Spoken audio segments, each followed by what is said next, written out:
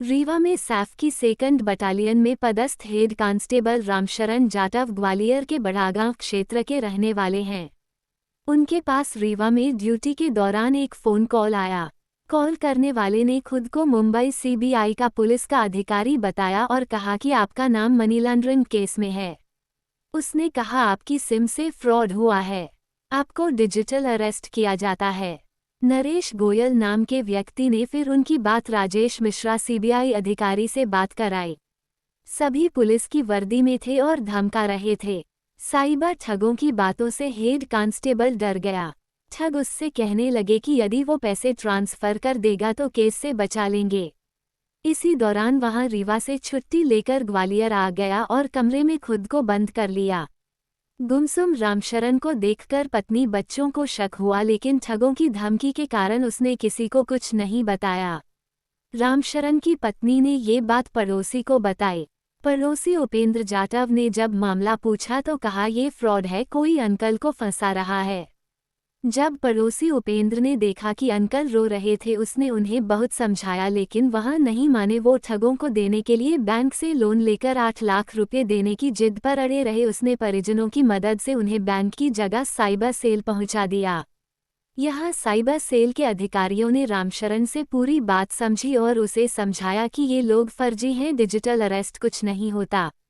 Police ने रामशरण के सामने ही साइबर ठगों से उनका बेटा बनकर बात की और फिर जैसे पुलिस ने बताया कि वो असली पुलिस है, बदमाशों ने फ़ोन काट दिया। जिसके बाद राहत की सांस ली और शिकायत की। वही साइबर क्राइम पुलिस अब जांच पड़ताल में जुट गई। हाँ, आज सुबह हमारे पास एक एसएफ के जवान आए थे जिन्होंने बताया कि वो 4 दिन से परेशान है, डिजिटल अरेस्ट का मैटर था वो। और 3-4 दिन से उन्हें लगातार कॉल आ रहे थे महाराष्ट्र पुलिस से, जिनका कहना था कि उनके यहाँ कोई नरेश गोयल करके उनको अरेस्ट किया गया है, जो मनी लॉन्ड्रिंग केस में है। और उनके पास से आधार कार्ड जो मिले हैं उनमें से एक आधार कार्ड इनके नाम का है।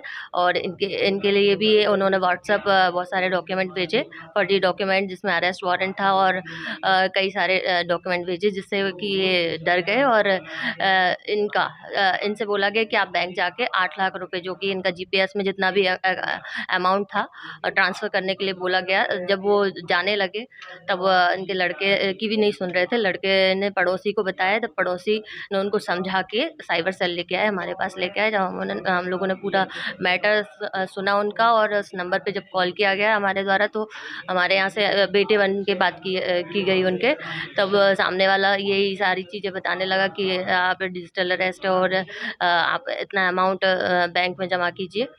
तब जब हमारे यहाँ से उनसे पूछा गया आप कहाँ से बात कर रहे हैं, आपका आईडी कार्ड वगैरह क्या है, तब सामने वाला बंदा डर गया और फिर उसने फ़ोन काट कर दिया। तो लगता है कि आपने डिजिटल अरेस्ट होने से उन्हें मुक्त कराया है, कहीं न कहीं परेशानी किसी की दूर होगी। हाँ, वो जब हमारे पास आए थे काफ़ी डरे थे, उनको बहुत हम लोगों ने समझाया। जब उनको पूरा वो हर तरीके से समझ गए कि हाँ, उनके साथ फ़र्ज़ी कॉल आ रहे थे उनको, और वो डिजिटल अरेस्ट एक हिसाब से पूरा फ्रॉड हो रहा था उनके साथ, तो वो फिर इस चीज़ से निश्चिंत हो गए कि अब वो स्वतंत्र है उस चीज़ से। तो इस तरीके से।